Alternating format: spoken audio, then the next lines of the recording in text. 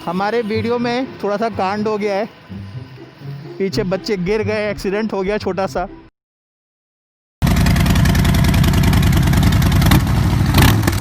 Hello मेरे rider brothers, आदाब, सत श्री अकाल, नमस्कार। दोस्तों, भारत एक कम्यूटर मोटरसाइकिल सेगमेंट का देश है। मैं जिस बाइक की टेस्ट राइड लेने आया हूँ वो बाइक है माइलेज का बाप बाइक, जिसको एशिया बुक ऑफ रिकॉर्ड्स में 2019 में जगह मिली थी हाईएस्ट माइलेज क्लेम बाइक के रूप में। उसको माइलेज मिला था 74.6 किलोमीटर पर लीटर का। वो तब 100 सीसी सेगमेंट की बाइक थी और अब BS6 में उसे अपग्रेड करके 110 सीसी में कर दिया गया है। 110 सीसी सेगमेंट, जी हाँ, भारत में ये सेगमेंट बहुत ही हाई कंपटीशन सेगमेंट है, क्योंकि यहाँ पर हीरो की 2 मोटरसाइकिल्स हैं, पैशन प्रो और स्प्लेंडर आई स्मार्ट प्लस। इसके बाद बजाज की भी 2 मोटरसाइकिल्स हैं, CT 110 और प्लेटिना 110। उसके बाद होंडा के पास भी 2 बाइक्स आती हैं, लीवो और CD 110। और जिस कंपनी की मैं टेस्ट राइड लेने आया हूँ वो आप मेरे पीछे देख रहे हैं, TVS नाम से ये शोरूम है। इसकी वो मोटरसाइकिल है TVS स्पोर्ट, जो TVS की रेडॉन के बाद दूसरी सबसे ज़्यादा बिकने वाली मोटरसाइकिल है। और मैं आपको बता दूँ 110 सीसी में TVS के पास खुद 4 मोटरसाइकिल्स आती हैं, TVS Radeon, TVS star city, TVS victor और चौथी बाइक जिसकी हम लोग टेस्ट राइड लेंगे, ये खड़ा हुआ है मेरे सामने TVS स्पोर्ट का टॉप वर्जन, जिसको हम लोग लेकर चलेंगे टेस्ट राइड पे और बहुत डिटेल में इसके बारे में बात करेंगे। तो चलिए इसको लेकर चलते हैं और बाकी बातें हम लोग करेंगे रास्ते में। तो शुरू करें फिर माइलेज का बाप कंप्यूटर सेगमेंट की बाइक TVS स्पोर्ट की राइड रिव्यू का वीडियो। तो सबसे पहले हम लोग चेक करेंगे इसकी सीट हाइट की और हैंडल बार पोजीशन के बारे में बात करेंगे। तो सबसे पहले हम लोग बात करेंगे सीट हाइट की। तो देखिए दोस्तों, मेरी हाइट है 5 फुट 8 इंच और बहुत ही कंफर्टेबली मैंने अपने पैर नीचे रखे हुए हैं, यानी इसकी सीट हाइट मेरी हाइट के हिसाब से काफ़ी अच्छी है। यानी आपकी हाइट अगर मेरे से कम भी होती है, 5 फुट 8 इंच से कम भी होती है, तो भी इसकी सीट हाइट आपके लिए काफ़ी ज़्यादा परफेक्ट होगी। बात करेंगे हैंडल क्वालिटी की, तो जब हम लोग चलाएंगे इसको अच्छे से बता पाएंगे इसके बारे में। तो सबसे पहले हम लोग बात करेंगे इसके हैंडल बार की। तो आप देखिए मैं बिल्कुल सीधा बैठा हूँ, बहुत मामूली सा झुका हुआ हूँ, और यानी इसकी हैंडल बार हल्की सी नीचे की तरफ है और उसके बाद भी मैं कंफर्टेबली पकड़ा हुआ हूँ, तो हैंडल बार से मुझे कोई शिकायत नहीं है। लेग रेस्टिंग पोजीशन भी आप देखिए, पैर भी मैंने जो इसमें रखे हुए हैं बिल्कुल काफ़ी ज़्यादा ऊंचे हैं ज़मीन से, मगर उसके बाद सीट के हिसाब से और मेरी हाइट के हिसाब से मुझे कोई शिकायत नहीं है, बिल्कुल परफेक्ट इसकी पोजीशन है। बात करेंगे सीट क्वालिटी की, तो सीट में थोड़ा सा मेरे को इसकी सीट, वैसे हालांकि लेंथ में तो ये सीट काफ़ी बड़ी है, मगर थोड़ी सी सीट इसकी हार्ड है और बाइक से कंपैरिजन में जितनी बाइक्स मैंने टेस्ट राइड ली है। और छोटी सी बाइक है दोस्तों, कीमत भी काफ़ी ज़्यादा कम है, तो आपको इसमें भी कोई शिकायत नहीं करनी चाहिए। दोस्तों अब हम लोग बात करेंगे सस्पेंशन की। तो सस्पेंशन टेस्ट करने के लिए मुझे एक बहुत ही सुनने में आया, आगे की रोड बहुत ही ख़राब है। तो देखिए आप, जैसा कि आप देख पा रहे हैं ये रोड बिल्कुल बनी है। मैं बहुत ज़्यादा अंदर नहीं जाऊंगा इसमें, यहाँ पे सस्पेंशन अच्छे टेस्ट हो सकते हैं। इसमें आपको आगे मिलता है टेलीस्कोपिक सस्पेंशन और पीछे आपको मिलता है 5 स्टेप एडजस्टेबल सस्पेंशन। इस रोड पर आपको अगर सस्पेंशन अच्छे मिल जाते हैं तो आप समझिए आप उस बाइक को कहीं पर भी चला सकते हैं। तो मैं आपको बताऊं दोस्तों, ये बाइक बिल्कुल भी मेरे को डिसबैलेंसिंग नहीं इसमें दिखाई दे रही है, और सस्पेंशन में हालांकि झटके आ रहे हैं मगर बहुत ज़्यादा झटके ऐसे नहीं हैं। थोड़ा सा तेज़ चला के देखते हैं हम लोग इसको। तो देखिए आप, इतनी ख़राब सड़क में भी मैंने इसको तेज़ से चलाया और बिल्कुल भी डिसबैलेंसिंग नहीं है इस बाइक में। काफ़ी कंफर्टेबली मैंने सारे झटकों से इसको बाहर निकाल लिया। तो सस्पेंशन के बाद हम लोग अब बात करेंगे इसके व्हील बेस की। तो इसमें आपको मिलता है 1236 मिलीमीटर का व्हील बेस, जिसके बारे में कुछ भी खास नहीं है, क्योंकि ये व्हील बेस कंपटीशन की सारी बाइक से काफ़ी कम है। इसमें कंपटीशन में मैंने शुरू में जितने भी बाइक्स की बात करी सब में इससे ज़्यादा ही व्हील बेस मिलेगा, मगर उसके बावजूद भी ये बाइक आपको डिसबैलेंसिंग, व्हील बेस के कारण डिसबैलेंस नहीं होगी। जैसा मैंने अभी आपको गड्ढे की और ऊबड़ खाबड़ सड़क पर चलाकर दिखाया, बिल्कुल भी डिसबैलेंस नहीं हुई। तो कम व्हील बेस से इससे कोई भी आपको दिक्कत नहीं आएगी। तो दोस्तों अब बात कर लेते हैं हम लोग स्ट्रेंथ और एजिलिटी की। तो इसमें सबसे पहले हम लोग बात करेंगे ग्राउंड क्लियरेंस की। तो इस बाइक में आपको मिलता है 175 मिलीमीटर का ग्राउंड क्लियरेंस, जो भारतीय सड़कों के हिसाब से एक डिसेंट वैल्यू है। आप जानते ही हैं भारतीयों के पर्सनलाइज स्पीड ब्रेकर, तो उसमें ये बाइक आपको ठीक ठाक रिस्पांस दे देगी। मुझे उम्मीद है नीचे से नहीं टकराएगी। और अगर मैं कंपटीशन की बात करूं तो कुछ बाइक्स में आपको इससे ज़्यादा ग्राउंड क्लियरेंस मिलता है, कुछ बाइक में इससे आपको कम ग्राउंड क्लियरेंस मिलता है। यहाँ तक कि बजाज की एक बाइक में आपको 200 मिलीमीटर का ग्राउंड क्लियरेंस भी मिलता है। तो बजाज ने अपनी बाइक को SUV कैटेगरी में रखा हुआ है, बट ठीक है, चलो बजाज के बारे में क्या बात करनी। दोस्तों अब बात करते हैं परफॉर्मेंस की, जिसके लिए TVS मोटरसाइकिल जानी जाती है, TVS कंपनी जानी जाती है कि वो बहुत ही शानदार इंजन्स बनाती है। इसमें आपको मिलता है 109.7 सीसी का ज़बरदस्त इंजन, जो BS4 में 100 सीसी का था और अब इस को BS6 में बड़ा करके 110 सीसी में कर दिया गया है। इस इंजन की मैं आपको खास बात बताऊँ, BS4 में ये इंजन था ड्यूरल लाइफ इंजन, जिसमें टोटल TVS ने 3 पॉइंट्स को एड्रेस किया था। उसमें आपको मिलती थी अच्छा इंजन रिफाइनमेंट, बहुत ही अच्छा उसमें आपको एक्सेलरेशन मिलता था, और ये इंजन आपको ज़बरदस्त फ्यूल एफिशिएंसी देता था। BS6 में इस इंजन को ड्यूरल लाइफ के साथ साथ ETFI कर दिया है, यानी इसमें इको थ्रस्ट फ्यूल इंजेक्शन डाल दिया है। तो इसका मतलब इसका माइलेज अब पहले से और ज़्यादा बढ़ गया है और इस इंजन की ड्यूरेबिलिटी पहले से बेहतर हो गई है। इसके बाद मैं इसकी पावर और टॉर्क वैल्यूज़ की बात करूँ तो इसमें आपको मिलती है 8.18 bhp की पावर और 8.7 न्यूटन मीटर का इसमें टॉर्क मिलता है। अब इन दोनों वैल्यूज़ की भी खास बात है कि ये कंपटीशन के जितने भी बाइक्स हैं उनसे ज़्यादा कम पावर और कम टॉर्क की वैल्यूज़ हैं, मगर कोई बात नहीं, इसके बावजूद भी इसके इंजन की जो सबसे ख़ास बात है वो है कि ये इंजन एक ओवर स्क्वायर इंजन है, यानी इस इंजन में आपको ज़्यादा बड़ा बोर मिलता है और इसका जो स्ट्रोक है वो बोर के कंपैरिजन में छोटा है। इस तरीके का इंजन आप जानते ही रेसिंग बाइक्स में हमेशा यूज़ होता है। तो अगर आपको इससे पावर और टॉर्क वैल्यूज़ कम भी मिल रही हैं कंपटीशन से, उसके बाद भी आपको इस इंजन से परफॉर्मेंस अच्छी मिलेगी। जो मैं इतनी देर से चला रहा हूँ ये मैं आपको बहुत ही बेहतर तरीके से बता सकता हूँ। तो मैं आपको बता रहा था कि इसमें आपको ओवर स्क्वायर इंजन मिलता है, और मैं आपको बता दूँ कंपटीशन की किसी भी मोटरसाइकिल में ओवर स्क्वायर इंजन नहीं है। हर मोटरसाइकिल, जितनी भी 110 सीसी की मोटरसाइकिल हैं, सारी अंडर स्क्वायर इंजन के साथ आती हैं, यानी वो सारे के सारे इंजन टॉर्की इंजन होंगे, मगर एक यही इंजन है जो आपको टॉर्क के साथ साथ अच्छी पावर भी देगा। यानी आपको अगर पिकअप चाहिए तो आपको इस बाइक से ज़बरदस्त पिकअप मिलेगा। बात करूंगा इसके वज़न की, तो ये आपको 110 किलोग्राम के वज़न में मिलेगी, और इसकी जो भी कंपटीशन की बाइक्स हैं फिर वो इससे ज़्यादा वज़न में आती हैं। अब ये 110 किलोग्राम के वज़न के साथ ये बाइक आपको काफ़ी अच्छा पावर टू वेट रेशो देती है, जिसकी वैल्यू है 0.074 हॉर्स पावर पर किलोग्राम का पावर टू वेट रेशो आपको उसमें मिलता है। मैं आपको बता दूं बजाज की बाइक से ये पावर टू वेट रेशो अच्छा है, मगर जो होंडा है और हीरो है उसकी वैल्यू इससे थोड़ी सी बेटर है, मगर बहुत ही मामूली से बेटर है। किसी में 0.075 है, किसी में 0.076 है, बहुत ज़्यादा बड़ा फ़र्क नहीं है।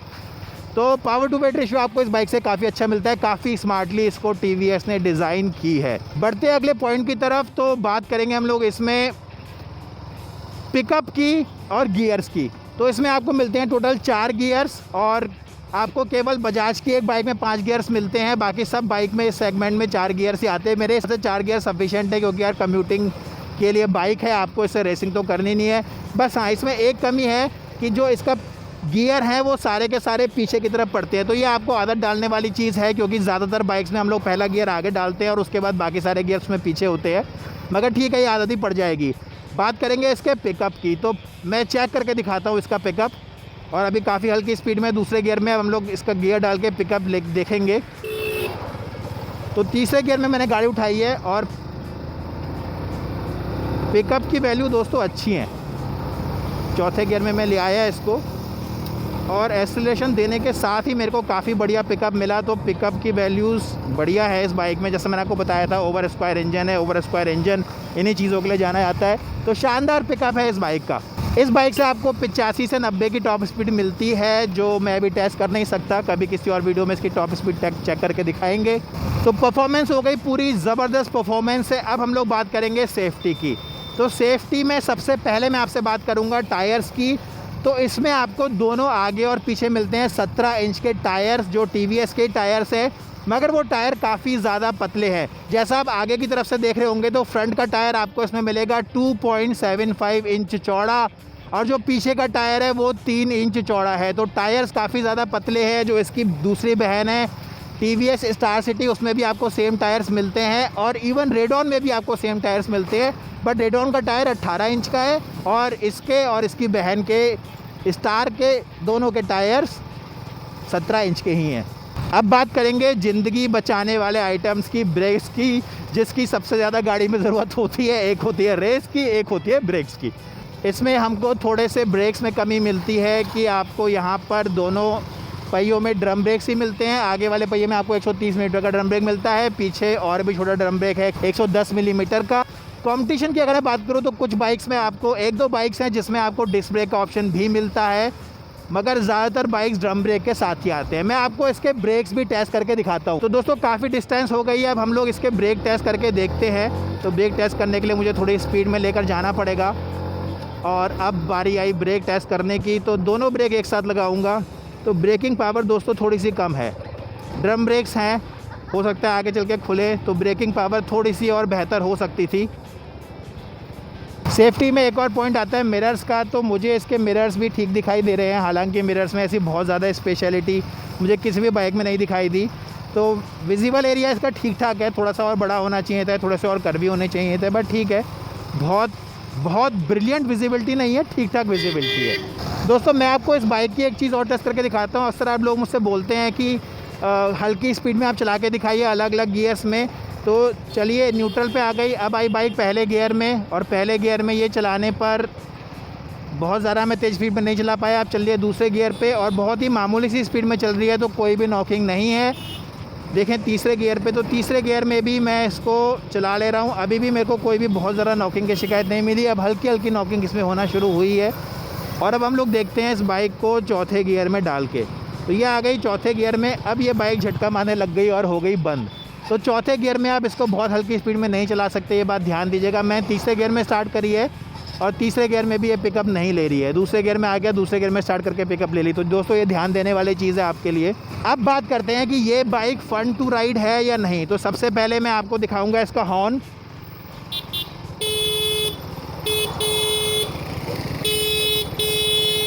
तो हॉर्न बहुत ही पतला सा है, बहुत ही मज़ा नहीं आया हॉर्न में यार, मगर ठीक है यार, हॉर्न आपके हाथ में, आप हॉर्न कभी भी चेंज करा सकते हो। दूसरा मैं बात करूंगा एग्जॉस्ट साउंड की।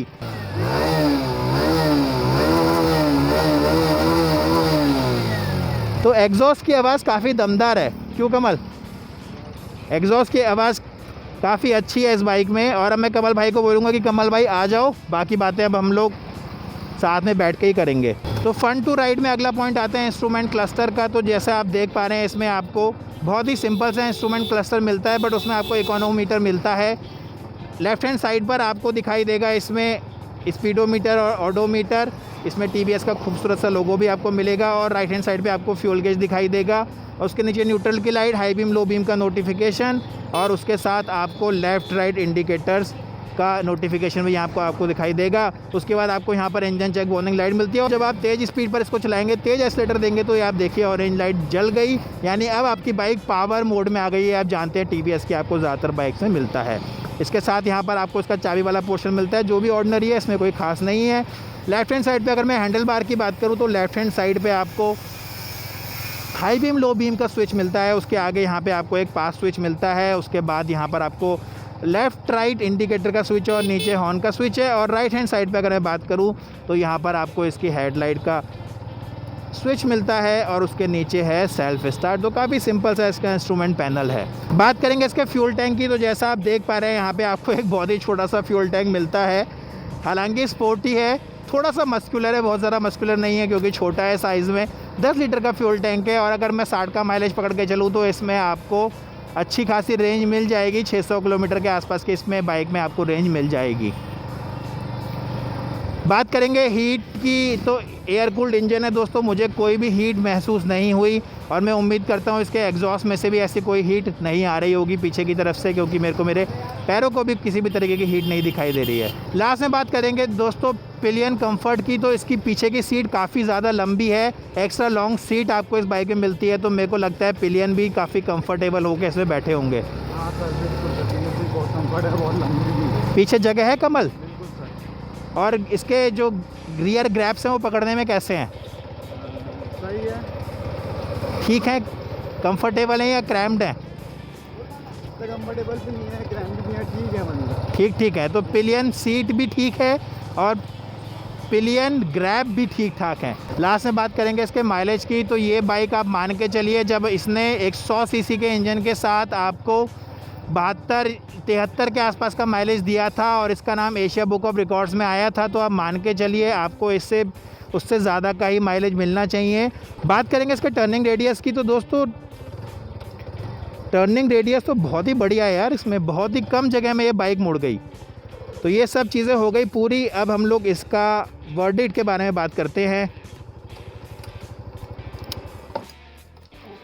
तो दोस्तों ये थी छोटी सी खूबसूरत सी कम्यूटर मोटरसाइकिल की टीवीएस स्पोर्ट की एक बहुत ही लंबी टेस्ट राइड। आई होप कि मैंने सारे पॉइंट्स कवर कर लिए होंगे, कुछ छूट गया है आप नीचे कमेंट में बताइएगा। बात करते हैं इसके वर्डिक्ट की। तो सबसे पहले मैं शुरू करूंगा हमेशा की तरह कि आपको ये बाइक नहीं लेनी चाहिए। तो दोस्तों आपको ये बाइक इसलिए नहीं लेनी चाहिए क्योंकि आपको इसमें सिर्फ ड्रम ब्रेक्स मिलते हैं और वो भी काफ़ी छोटा है, पीछे का ड्रम ब्रेक काफ़ी छोटा है।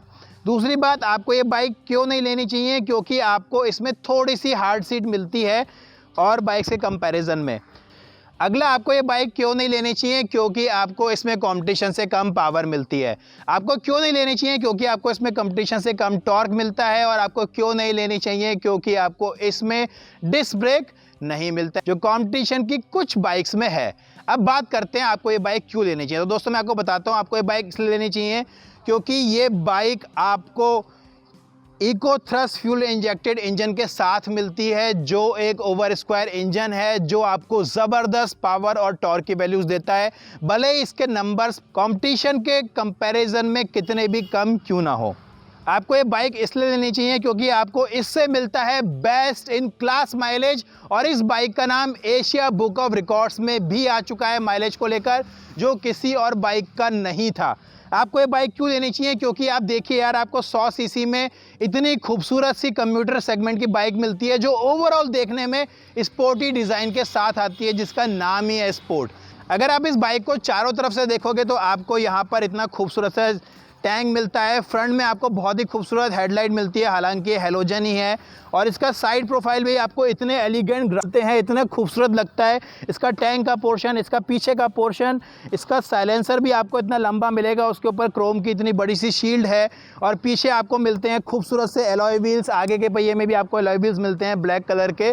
तो ओवरऑल आप देखोगे यार आपको 110 सीसी में ये बाइक एक कंप्लीट पैकेज है जो माइलेज के साथ आपको मिलती है। आपको इस बाइक को सड़क पर चलाने में बहुत ज़्यादा मज़ा आने वाला है, ये बात मैं आपको चैलेंज से बोलता हूँ। लास्ट में मैं बात करूंगा प्राइसेस की, क्योंकि बिना प्राइसेस के वीडियो पूरा नहीं होता है। इस बाइक में आपको टोटल मिलते हैं 6 कलर, जिनके नाम मुझे याद नहीं है, आप वेबसाइट पर जाकर चेक कर लीजिएगा। ये मेरे सामने खूबसूरत सा ब्लैक कलर है और मैं आपको बता दूं, हाँ इसमें आपको टोटल 3 वेरिएंट्स मिलते हैं।